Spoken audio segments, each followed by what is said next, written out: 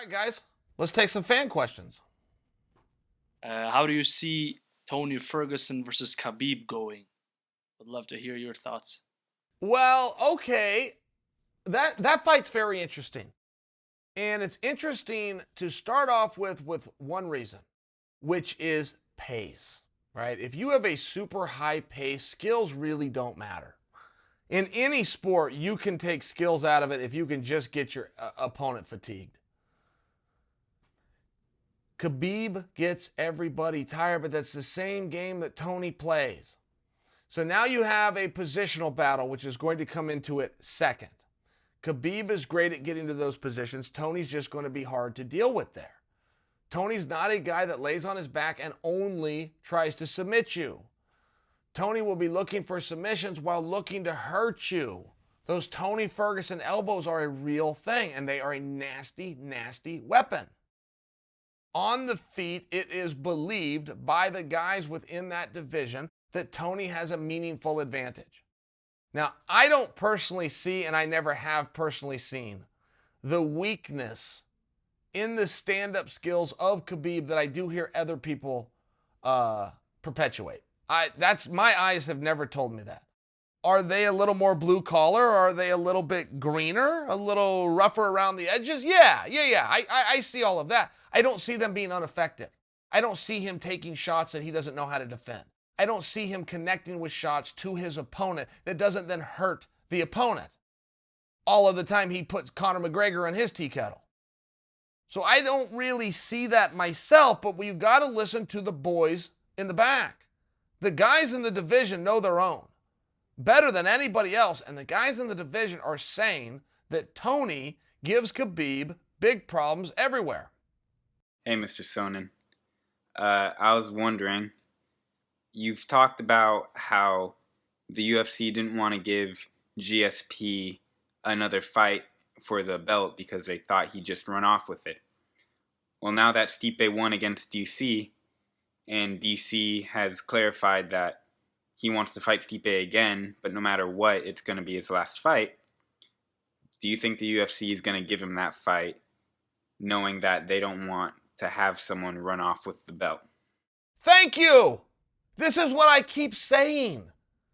I don't say it from the perspective, yes, the UFC is going to give Daniel that fight. Dana White has already made that clear. It will be DC, Stipe, true trilogy. They're looking for a date, 2020. Fine. But to your point, I don't see that as some favor or gift that's being done for Daniel Cormier. I see that as, why can't George do it? I don't know what George ever did wrong. I really don't. I don't see it that way. And maybe there's some numbers or some panic or some heartache that I'm just not seeing. Maybe. But from an outsider's perspective that's been in this sport since 1993 as a fan and 1997 as a participant, I didn't see it. George comes out here. He moves up a weight class. He does something remarkable. He captures a world championship. 8 days later, he says, I'm not going to defend this. And he gives it back, which created an opportunity for two guys now to come in. Not just one guy gets to become a contender. Now two guys get to come in and give it an opportunity. I thought that was great. I thought it was fun. A division where the title is vacant. I thought it was fun. I thought for marketing it was effective. I thought for history and legacy it was a great I never saw it as a problem. Look, if George wants to go around and try to collect all the hardware that he can. Yeah, no, you don't want guys to do that. That would be a tremendous, tremendous problem.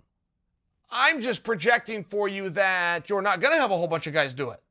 I'm just saying for you, you're not going to have another guy in another 10 or 15 years that's good enough, like George St-Pierre, and disciplined enough, whether he's got to put size on, maintain, take size off. He's a once-in-a-lifetime, disciplined talent. He can do those things. And if he wants to go on a run, I was all for it. I still am all for it. Long-term play. Do you want other guys coming and wanting to do? No. You want to keep them in their divisions. And this champ thing's a real thing right now, and I think everybody's having a lot of fun with that too. But a champ, get out of here. Look, if somebody can do it, if they can pull it off, more power to them. Kia ora, uncle. So my problem the other week was, I'm a Māori, Rob's a Māori. Izzy's a New Zealander, I'm a New Zealander. In this case, I picked Izzy to win, and I was going for Izzy. But what is the biggest dilemma you've had to pick in a fight? Oh, a dilemma picking a fight. I usually enjoy picking fights, so I will tell you I'm very bad at it. If you wanted to make a lot of money, just listen to my picks each week and go the opposite. At the end of the year, you're going to come out looking pretty good. But a dilemma in a fight, I'm interpreting that to mean one that I just don't know. Going in, I just don't have a feeling either way. I'll give you a recent example. And even though we lost the fight and that could be heartbreaking, but I was having a very difficult time trying to decide between Nate Diaz and George Masvidal. And it did get an added trick for me when it became a main event for the BMF title, because now it was a 5-round contest, which I think, historically speaking, starts to level a playing field for Nate Diaz. But either way, up until that one was pulled, I had not had my final analysis. I never made my pick. Now I guess I never will. But for a dilemma, that one was tough. Hey Chael, Son here from Denmark. Really enjoy your content on YouTube and your insight. My question is, what is the best strategy to deal with backlash or criticism on YouTube as a creator? For example, you have Brendan Schaub, who has a podcast, and he just released his special on Showtime, which is widely regarded as the worst comedy special ever. And his strategy is to call people haters and trying to suppress the comments. What would you say is the most effective way to, stay liked or stay relevant on YouTube? Okay, well, I think that it's good data, first off. And we got a real nice community on my YouTube page. There's insider jokes going on over there. And yeah, somebody comes in to be a jerk one time, but then for the next 10 weeks, he's a really nice guy and something sets him. It's very normal, right? It would be a very abnormal society, very abnormal community if everybody's just in a great mood and nice to each other all the time. I mean, that's a little bit Mr. Rogers, a little bit fantasy world, isn't it? So I can't totally relate. I suppose that's in fairness. I'm looking down from a loft and then attempting to judge how somebody else would deal with it. I did not grow up we weren't in the social media phase. So this whole bullying, I don't know anything about it. We never talked about it. I saw bullying, but it wasn't a thing that was talked about. Kids were able to go home.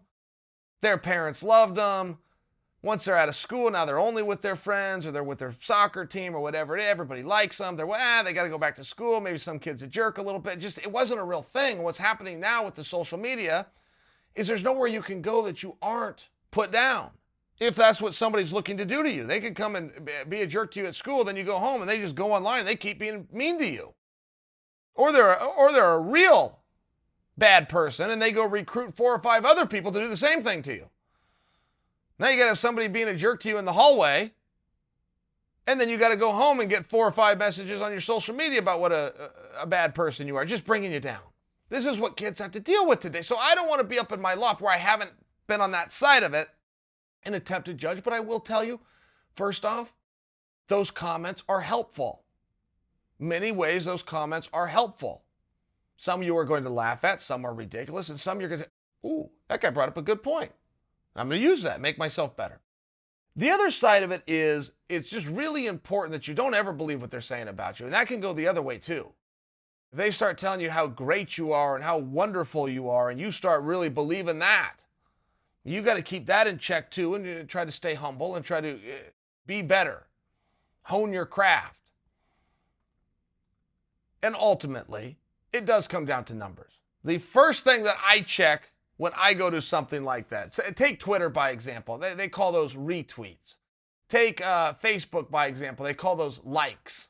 Or take YouTube, which you asked about specifically, it's just down to subscribers and how many people watch. Those are the numbers that I really care about. Then what they said, that's way down on the list. I just want to make sure, personally, this is me personally speaking, I want to make sure that there was a lot of them there. Hey Chael, I am a fan from Brazil. I have a question for you. You think anyone can beat Israel Adesanya in a striking match?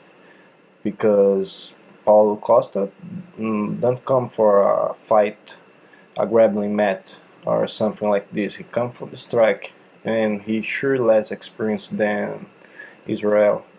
You think that is a easy fight? Is a easy fight for Israel Adesanya? All right, do I think that anybody can outstrike Israel Adesanya? Two-part answer for you. There is nobody in the division, there's not even anybody at 205 pounds where Izzy might end up, that is as good as him. Izzy is the best when it comes to the striking. But sure, there are guys that could beat him at striking. Yes, there is ways to cage a guy like that, to slow him down. You can do things in a mixed martial arts striking contest that you cannot do in a straight purist striking contest, whether it be Western boxing, Queensberry rules, kickboxing. Clinch comes to mind, where you can get in there and do the old Randy Couture dirty box. That's striking, but it's not what those guys want to do. It's not where their background came from. It's not something that within those competitions of striking contests they had any practice doing, because the referee would have separated them, because it was against the rules. You also are always going to have a power guy, right? When you have a really technically proficient striker like you do with Adesanya, who is the best, you want to brawl those guys. You want to brawl the striker, and you want to strike with the brawler. That's how you need to do this. I think you brought up Paulo, and yeah, Paulo's a brawler. He can take a shot, he will come forward, he will hit you hard, he'll hit you in the body, he'll hit you in the head. Can he catch Adesanya? Can he do something? I mean, look, let them boys figure it out, right? There's a reason they schedule the fight. There's a reason they don't just mail one of the to the win bonus and the belt. They got to go do the fight. But yes, there is ways within mixed martial arts for the better striker to get beat at striking. We've seen that, sure.